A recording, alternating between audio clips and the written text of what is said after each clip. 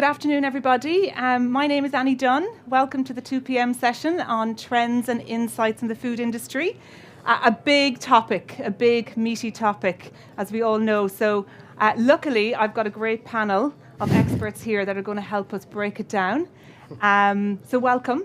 I'm going to introduce you firstly to the panel. So we've got Fiona Toomey, who represents Bord Bia, and she's the global retail specialist for the Irish food and drink industry.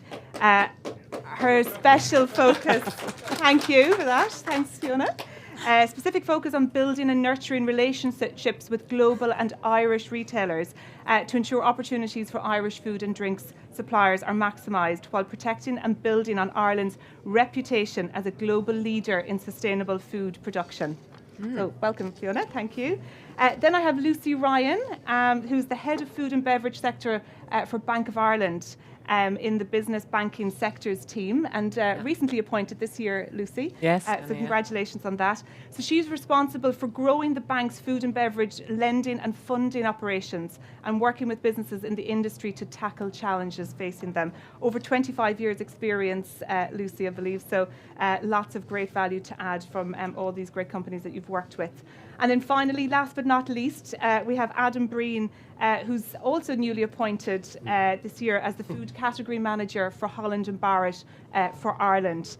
And Holland and Barrett, for those that don't necessarily know it, over 145 years experience in the industry, and is one of the world's leading health and wellness retailers and the largest in Europe.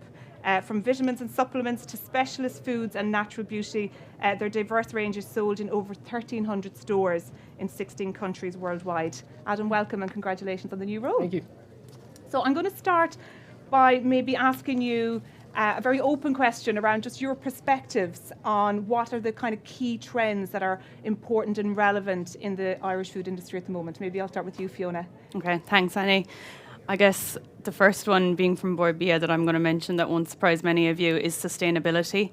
It's probably doing it an injustice to call it a trend at this point. It's more a requirement, I think, for doing business, as Adam and all the other retailers here will not be shy about telling you today.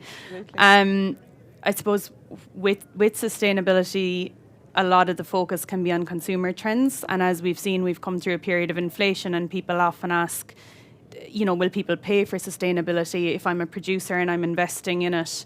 Am I going to get a return on it? And actually, it's not the answer you want to hear, probably a lot of the time, but the consumer often won't pay for it, but it's an expectation now. So who's driving the trend has moved to policy, legislation, customers, and there's really no avoiding it. So that is number one, I think, and probably the defining trend of our time.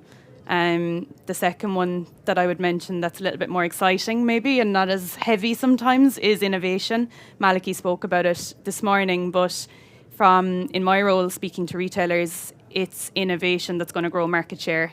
It's not a new flavour or a Me Too product. It's not another version of something that's on the shelf. It's a new format or a new way of doing things. Solving a problem. Exactly. A problem that hasn't yet been solved. That's innovation. Exactly. Yeah. Two really good topics, and we'll come back and talk a little bit more about both of those. Can you hear me now? Yeah, that's perfect. Apologies, sorry.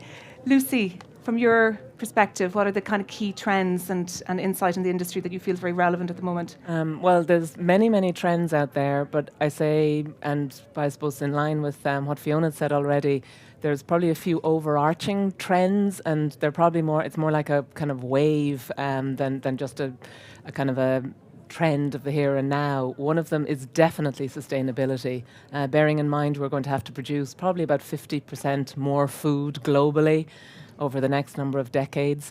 We need to find more sustainable ways of making that food, so that is obviously just nearly goes without saying. So incredibly important. But two that are also very important, increasingly so I would say in recent years, is we need to make foods more nutritious now. So I think people are becoming increasingly aware, and have done in the last few years, about the nutritional benefits of food. So whether it be functional foods, whether it be added benefits of that are put into foods now, but there's almost like a kind of we have started to process foods in a kind of ultra processed way in the last few decades. Now it's kind of come full circle where people want foods that are more wholesome, more nutritious. They want to feel that the foods that are putting into their bodies are going to give them good energy and almost be, without to sound quacky about it, but almost like food as medicine. It's not just about putting calories into your body anymore, it's about nutritious ways of eating. And also I would say, as well as sustainability and nutritional benefit, it's generally people want healthier foods. So hence the trend for lower sugar, for lower fat. It's debatable what you would say is a healthier food, but ultimately it's a food which is very linked to the nutritional piece. Ultimately it's a food that's going to be better for your body. And there's lots of then sub-trends and micro ones and plant proteins and many other things, but ultimately I would say they're the three overarching ones that I would say are just going to drive the whole food. And I think ultra-processed foods is huge. I think it's been in the media for the last few weeks and months in the UK in particular. It's hit Ireland to a certain extent, but I think we're on a huge education around what is ultra-processed foods. And I think we've probably accepted the processed foods that we've been eating as being okay for us and nutritionally dense, but actually when you start to delve into it, they're not actually really that good for you, but quite addictive as well. So quite addictive and cheaper. They tend to be cheaper. Yes, so there's the whole accessibility in terms of buying more nutritious foods. Adam, from your perspective, from Holland and Barrett's perspective, what are the main trends? Yeah, the guys really nailed it on the head. Sustainability is massive, both from a sourcing perspective to the packaging being recyclable and almost compostable. It's very, very important. And then completely agree with you. It's food with benefits. If it's a chocolate bar that has extra iron in it, it's things like that. People want good food that benefits you, and it isn't just to fill you anymore. It's to sustain you as a person almost and sustain your health. So yeah, the guys kind of brilliant. took all me points. I listened. Holland and Barrett have just launched a new podcast. Actually, I listened to it on the way down yesterday, and they had Dr. Zoe Williams as their sort of first host. Really interesting. She's a GP by nature, but hugely interested in making small changes within your own diet to help you to I suppose eat better. So really good, interesting person to follow in the industry. And Michael Mosley is the other one, which is all about small changes. And again, thinking about education and how do we educate everybody to make those small changes. I think as industry, as you know, as the leading bank, as artists and producers, we all play a role, don't we, in making sure that we're educating people to make those small changes, and not to forget about indulgences along the way too. Oh no. Yeah, excellent. I'm going to move on now to just talking about maybe about some of the relevant examples in the industry where you felt they're sort of maybe maximising the trend that's relevant at the moment. Who's doing it really well, and can you maybe call out each of you a couple of examples where you've seen that come to life? Fiona? Yeah. I think, we spoke a little bit about insight this morning in here, and we were actually just discussing after the panel that all the insight exists, and it's up on Board Bia's website, it's up on Invest in I's website, it's available, but actually until you apply it to your own business and the customer that you're talking to, it's quite generic and it's general, and nobody wants to read a 110-page report, let's be honest. So you need to pull out 3 points. You need your top 3 points, exactly. But you need a point of difference, and you need something that supports what you're doing in your business. So if you look at, for example, Lucy mentioned nutrition and increasingly personalised nutrition. Actually, people are looking at. There's a company, Fem Fuels, at the moment, a Limerick company, that has developed supplements specifically designed at the female body, actually, for sports and what they need in sports nutrition. So again, that's taking the trend, health and wellness, but it's going into the micro trend within that of your lifestyle, of personalised nutrition, of your day-to-day and what you need to support that. I'm thinking about a very specific target market. Yeah. Because sports nutrition and Holland and Barrett are a really good example, probably led on it from a more masculine, I would say it's quite a masculine kind of category. So picking up on actually making it more applicable to females and more relevant and making it look better and feel better and more in tune with the sort of health challenges that we have. It's very relevant. Great example. Yeah, brilliant. One thing that I today is, I think, International Food Waste Day, I think they call it. So I think it would be remiss of me not to say that there's some amazing operators out there now repurposing waste food and actually reusing them for their own products, because we have, I think, about 2% or something of our circularity in this country, and we need to become a lot more circular in terms of repurposing things. So I will call out two. One is an operator, BSL, who you know, I'm sure, they're finalist here this year, and they're repurposing spent grains from brewing into cookie dough mixes and into brown bread mixes. So that's an incredible use of something that would otherwise completely go to waste or go as animal feed. And the other one is Fresh Super, which is a startup. They're using, and similar to bigger operators out there, but they're using whey. That's a byproduct of cheese making, and they're using it to make high protein soups, fresh soups. So I just feel it's worthwhile on this kind of day, with the Food Waste Day, to just call those out, because we need to start repurposing waste products of the food we're producing.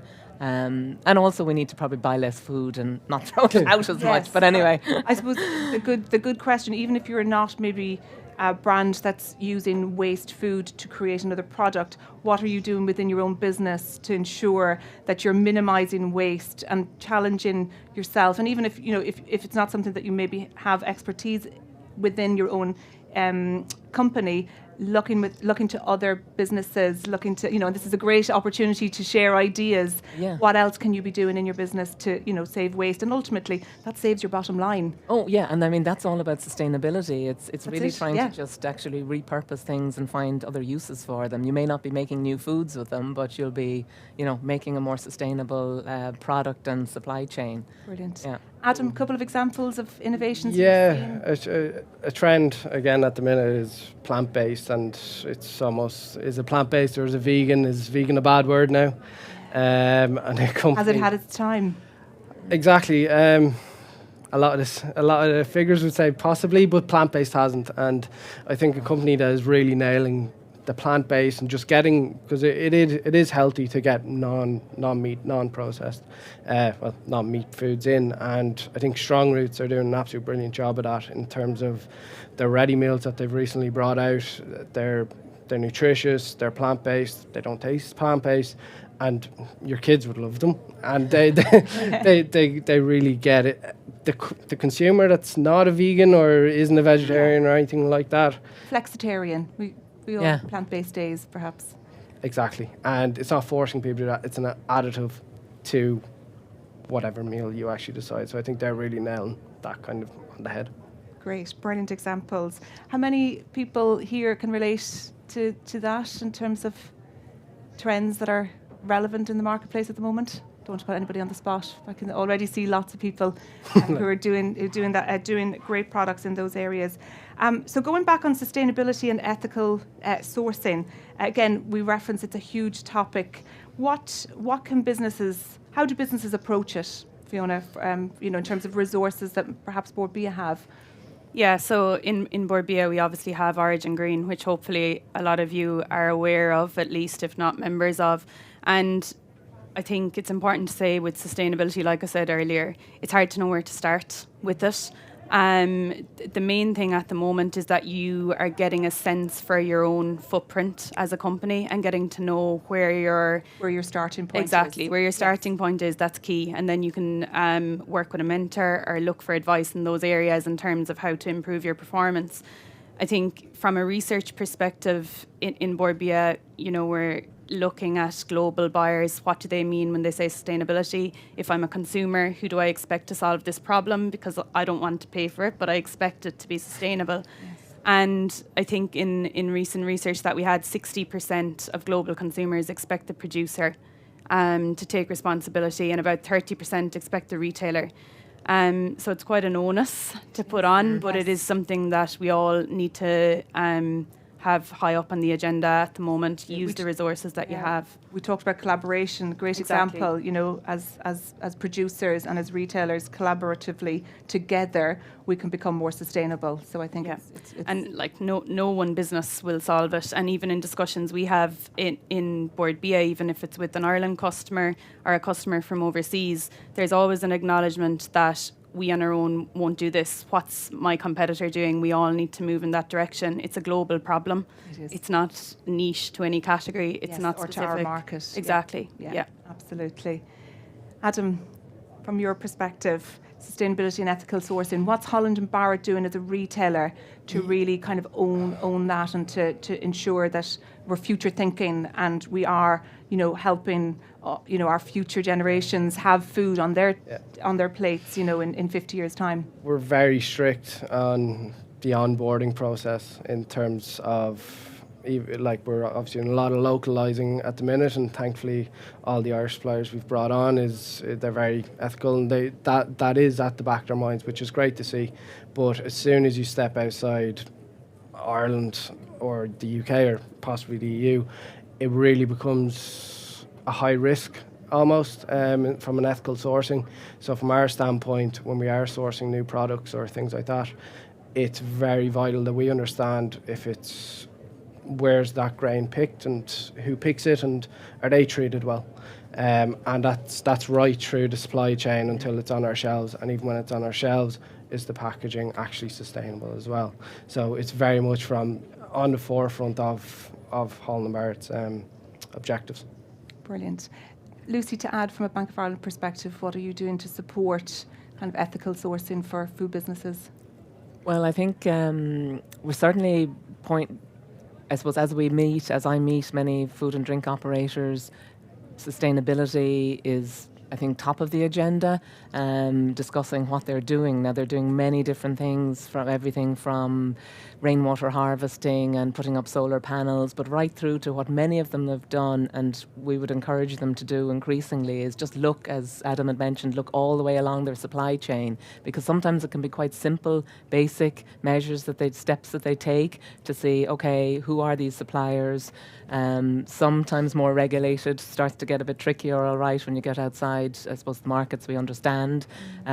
So we're all the time, I suppose, having that discussion about what is their ESG, what is their plan, pointing them in the direction of supports as well that may be out there with Enterprise Ireland and various other government bodies that they can tap into to help some of that green transition become more, I suppose, a reality. Some are doing amazing work, unlauded, unpraised, you know, because it's just part of the way they operate. And then others are kind of really tentatively trying to figure out, what do I need to do to become greener? So we're at many different steps along the way, but we're certainly trying to help people demystify some of the support funds that are out there to actually bring them on that journey, and actually get a little bit of consultancy or a little bit of backup to actually, I suppose, you know, give them a little bit more advice as to what steps they can take to become greener and to become more sustainable. Brilliant. I think just on that, it's important to say on a positive note that, you know, generally speaking, overseas, Ireland is recognised as being a leader in sustainable food production. Now, with being a leader, you have to stay ahead. So the demands, now that they know you can do it, continue to come in terms of pushing the boat out a little bit. But depending on what part of the world you're in, it means something very different. So here in Ireland, we are probably in a luxurious position where we're talking about carbon. You might not think that's a luxury to be able to talk about it, but it is, because in Asia, you're talking about food safety and quality. In the Netherlands, it might be animal welfare. So it's about adapting it as you go abroad then, and hopefully have a good basis from your Irish customers as well, because they are probably ahead of the game in a lot of instances. Really important, really good added point. I'm going to step back to sort of COVID, which, you know, feels like a distant memory now, but is still, you know, in there in our brains. And I suppose, you know, we can all take the silver linings from COVID in terms of, you know, the experiences and the shift that has happened. And some of the things we've already talked about has probably been escalated as a result of COVID. We're thinking about ourselves differently and better. What are the kind of consumer behaviour changes that you're seeing are kind of going to stay as a result of COVID, you know, going forward? And from a sort of producer and brand perspective, what should brands be mindful of in terms of the consumer behaviour changes? I think that there's actually a lot that has stuck from COVID, and you hear people talk about batch cooking, ingredients. Adam, you probably talked to Food for Health and probiotics and kefir and all these products that have done quite well.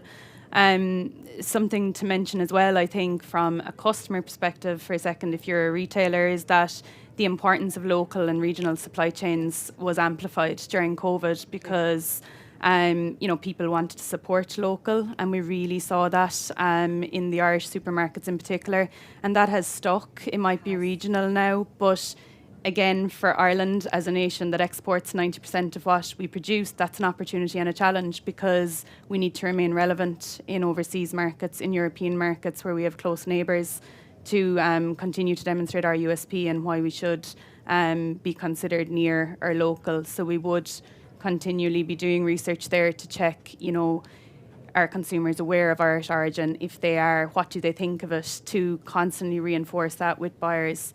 So I think that has stuck, and actually everything that has followed COVID has only strengthened that as well in terms of instability. Completely. So our local producers, there is a new value, rightly so, for them, I think, amongst buyers in discussions, and buyers do recognise that it's really important that they have a strong Irish supply base, both for those reasons, but an Irish consumer wants to buy Irish. They always intend to, whether that converts to sales. Sometimes they might need a nudge in store potentially to convert it to sales, but the intention is there, which is a positive for producers. Definitely a great example. Lucy? Yeah, I think I would agree with Fiona very much around what people are eating. People went back to cooking from scratch. Then when I suppose COVID was coming closer to an end, people realised I don't really have time all the time to cook from scratch. So I want to have a meal kit or a box delivery system up and running. So that has exploded, the whole meal and box delivery system, which in a way came along with the whole COVID thing of you want to know what's in it, but you don't necessarily want to take the time to cook everything from scratch. So this is a kind of a happy medium. But people are, I think, we're definitely increasingly aware, in touch with where their food is coming from. They do want it to be local. It's incredible somewhere like this, for this festival, to recognise how many amazing local producers we have. So it's to kind of, as you say, to just cash in on that, to feel that local is sustainable too. Local can bring you that sustainable message too. So it's, it does tie back. But so I think definitely healthier foods, functional foods, and definitely the cooking from scratch piece, but you mightn't have the time to do it, so get the box delivered from HelloFresh or whoever, and then you can cook from scratch. I guess, Adam, in the health and wellbeing space, what sort of consumer behaviour changes have Holland and Barrett seen since COVID? And, I guess in supplements there might be some hints as to what's going on, and then how does that transcend into food? Yeah, like Holland and Barrett have taken massive steps to face what appeared, and as Fiona was saying, the localised Irish is a massive objective of ours now, hence why I'm here. So it's a very exciting time to be there because they've noticed that, and then also the 500 plus SKUs that were launched a couple of weeks ago. Every single one of them either has plant points on it, or it has an additive benefit to boost your immune system, and they've really focused on, saw the points, saw what the consumers are saying, and we're trying to answer it as best as we can. Brilliant. And I think that's really relevant for brands who maybe have taken for granted that you're a natural product or you're a healthy 100%. Product, or the calling out of those functional benefits shouldn't be underestimated in terms of really highlighting to consumers, to make it easy for them to say, actually, by consuming this product, I'm getting an increase in protein, or by consuming this product, I'm getting a hit of vitamin D. All of those things that are important nutritionally at the moment, call them out and make sure that consumers are able to make those decisions for themselves really easily. 100%. Yeah, brilliant. Are we out of time? Are you doing okay? Super. Well, look, I know there's a very interesting topic later around technology and the rise of technology, which is a topic that will be covered. That is a big trend at the moment in terms of how do we bring technology into our businesses from an innovation perspective to make it easier on many levels, whether that be behind the scenes or in front of the scenes. Where are there good examples of technology in the industry, I suppose from each of you, that is sort of, I guess, building on that trend?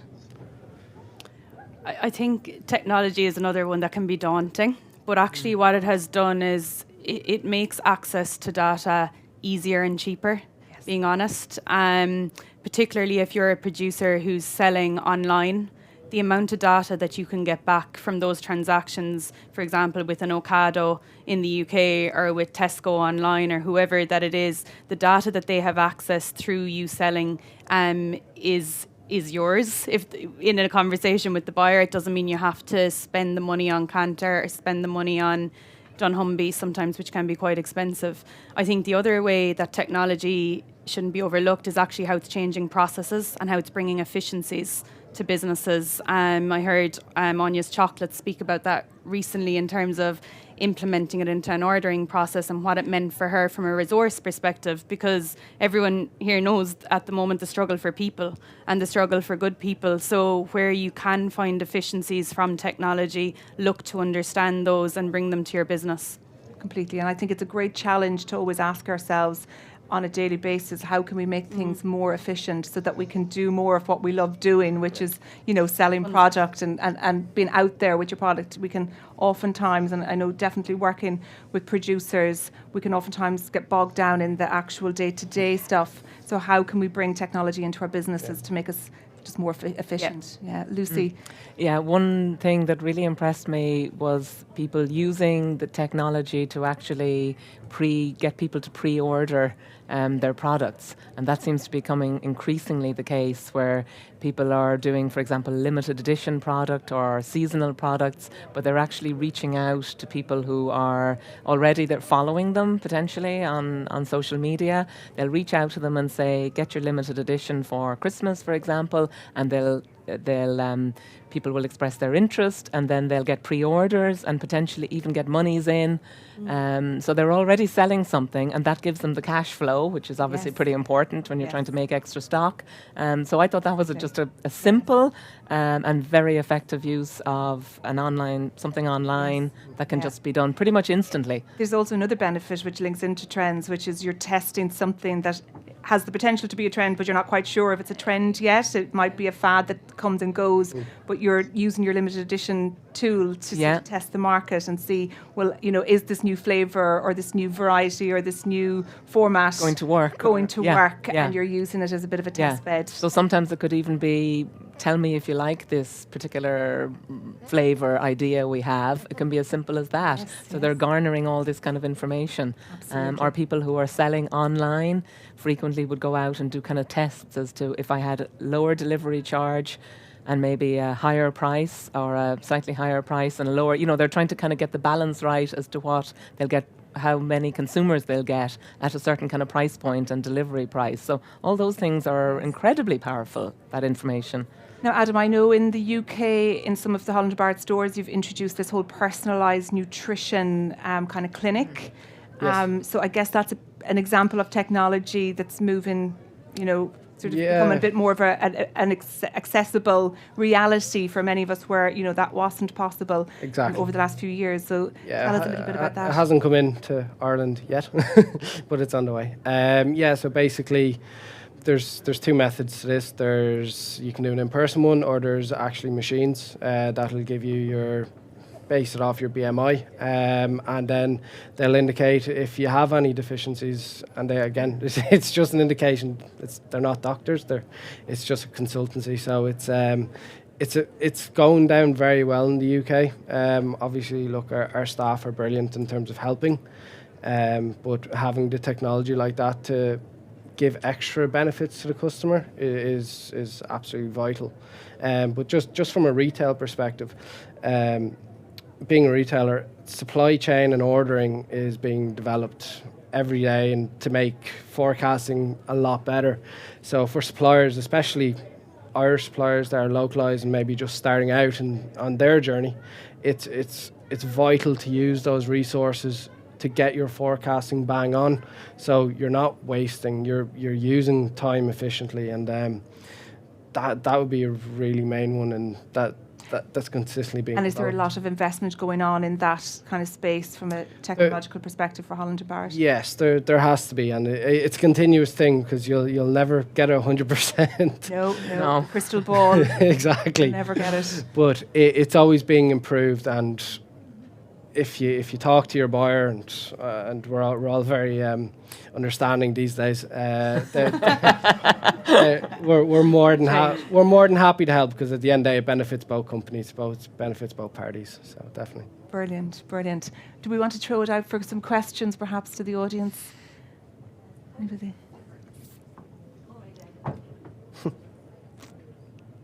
Testing. That's okay. Hello, thank you for your talk. I just have a quick question about trends and food, and something I'm seeing from working in the States with Whole Foods for 10 years, but unacceptable ingredients as a raw material, and how we're going to tackle the raw ingredients being available to food producers without additives and things like that. Where I find that retailers are going to very quickly switch on to the buyers into a realm of just saying, right, we're not accepting potassium sorbate from tomorrow.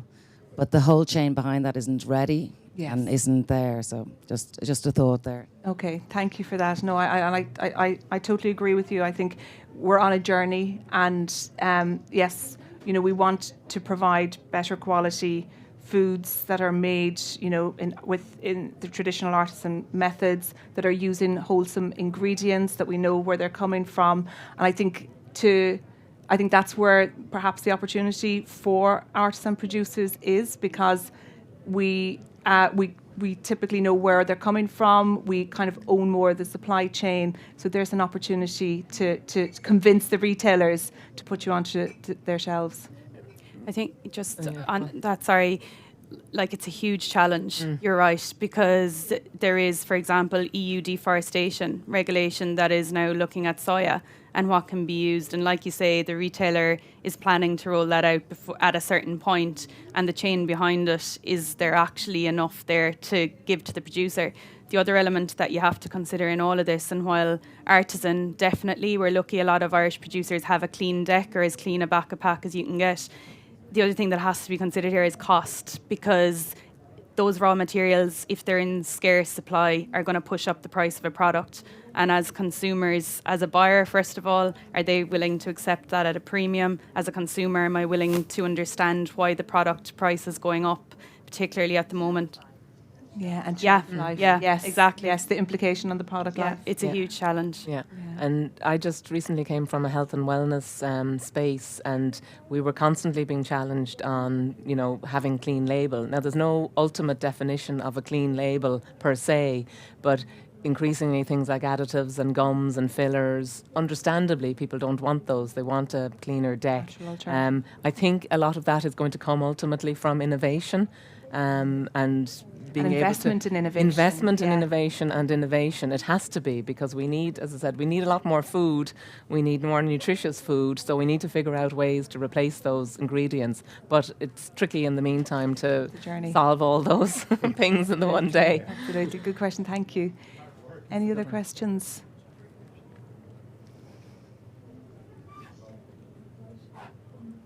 Brilliant. Well, I'm going to finish with one question. What's the newest innovation trend that you think is here to stay, Fiona?